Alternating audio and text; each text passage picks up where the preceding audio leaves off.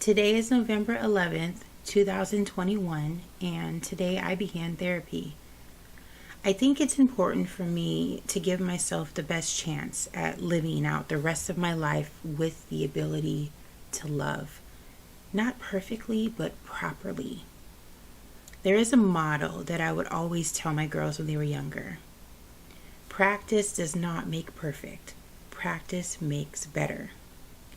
I wholeheartedly believe that whatever it is that you practice, whether it be good or bad, practice will always make you better at it, whatever that is. Well, I've had a lot of practice surviving. I have always been surviving. When you are in survival mode, you learn how to get through whatever it is, whatever it takes for however long it takes. You become who you need to be for however long you need to be it and for whoever you need to be it for. It's exhausting, it's tiring, it's relentless, it's confusing, and it's dangerous. There is a very great potential that you can lose yourself in survival mode. You forget who you really are. I started a new relationship this year. It was very risky of me to reach out to my ex-fiance. We were young. We met in high school. Both of us were barely 17 years old, and we just fell head over heels for each other. I still remember when he asked me to marry him. I was working in the apparel department of a local Fred Meyer, a Kroger store. I was working the closing shift, and he came in and visited a little before my shift was over. He asked me to marry him. I accepted. He didn't have a ring, but that didn't bother me. We ended up getting these really cheap ring bands from a little cart or counter in the mall that sold jewelry. You could also buy Mickey Mouse earrings for like $7. We both knew that marriage was far in the future. We were so young. I reached out to him because of the way I left.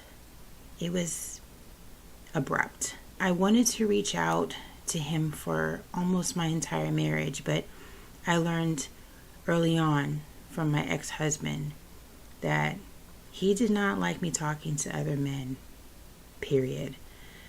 I just wanted to let my ex-fiance know that he wasn't a bad guy. I didn't leave him with intentions of never returning. My plan was to take a break and figure out why I was spiraling out of control. I left because I wasn't the good one.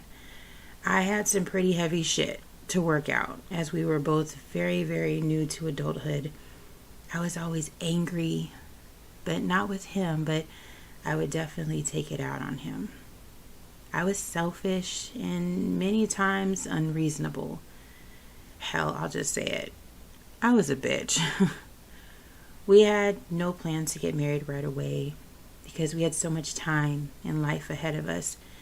There was really no rush.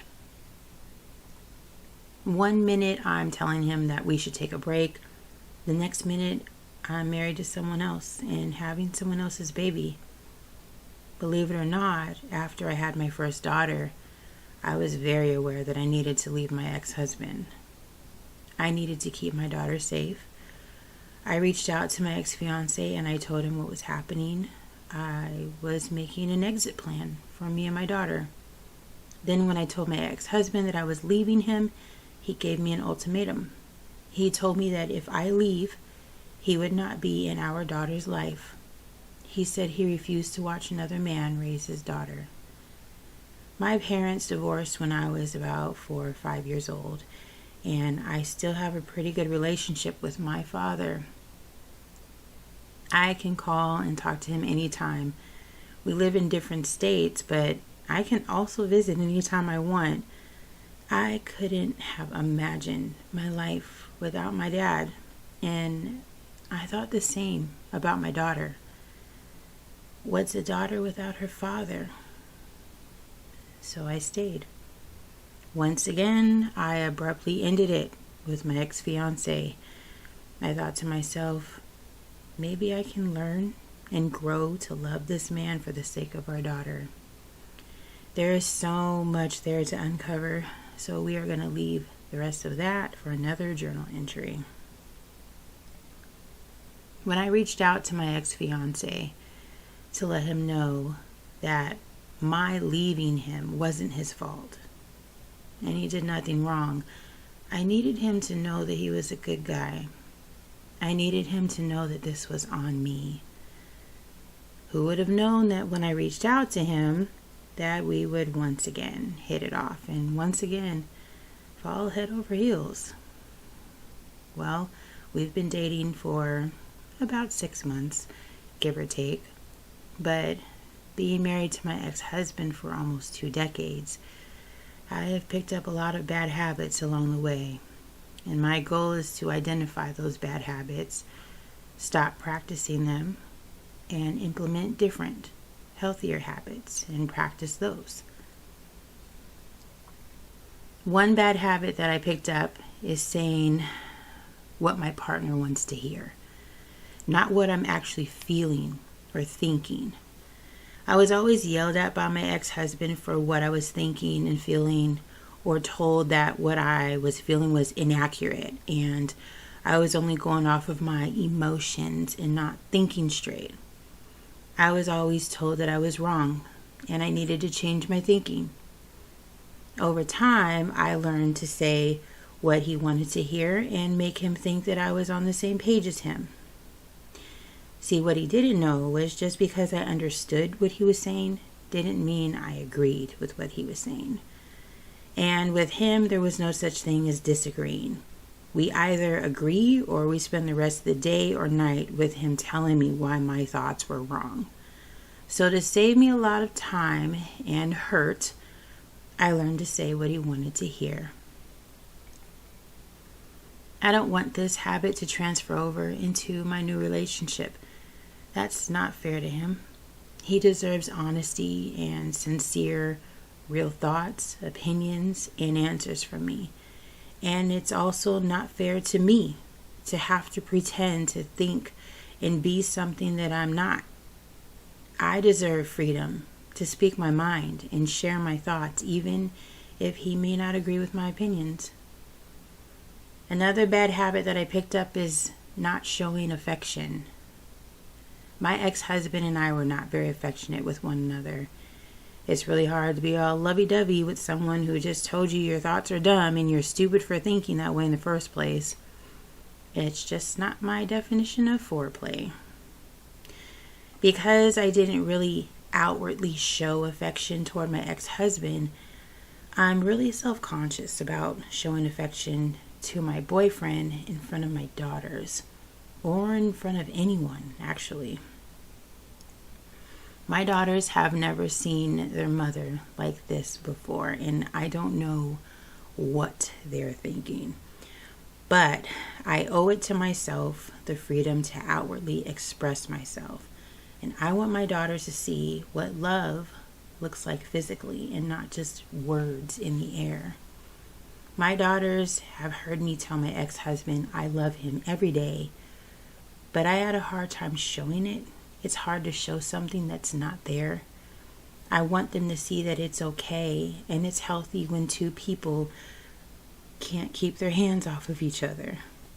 And it's not fair to my boyfriend to feel wanted behind closed doors but rejected in public. When he reaches out for my hand to hold, or if he leans in for a kiss, or if he puts his arm around me or his hand on my leg, I don't want to feel like I'm doing anything wrong or feel self-conscious. And I don't want him to feel like I don't want to be touched by him when people are looking. I want him to feel reciprocated with his feelings, but I also want to feel comfortable while I return that affection that he gives me. There are a few more bad habits that I picked up that need to be dealt with, like not asking questions and just going along with whatever is happening. Me not asking questions is why I didn't know my ex-husband's age in the beginning of our relationship. People would ask me, how old is he? And I would say, I don't know. I just assumed he was in his late 20s at the most. I found out later that he was 43. I had to pretend that it didn't faze me, but it did. Saying yes when I wanted to say no. So many countless times that I wanted to say yes to people, but knowing my ex-husband wouldn't approve would make the word no come out instead. Not following my gut or basic instincts. My whole insides could be screaming at me to make a particular decision. But then me and my ex-husband would be arguing for days or weeks about it. And then I would just eventually give in to what he was saying was the right decision. Being afraid to say I don't like something, being afraid to say I do like something, just going with the flow, hating myself and always criticizing myself, not allowing other people to be who they are. When you are married to someone for almost 20 years who constantly needs to change the way you think, the way you feel, the way you act, eventually that rubs off on you too. And I fall into moments when I try to think for other people. And I try to impress on them what I think is best for them. Not appreciating what I have, always wanting more, not following my dreams. These are just a few of the bad habits that I'm trying to break. I never thought that I would get a second chance with my ex-fiance. I now call him my boyfriend, and my goal is to make it work this time around. I have forgotten what it feels like to be with someone you love. I had forgotten what it feels like to be treated with respect.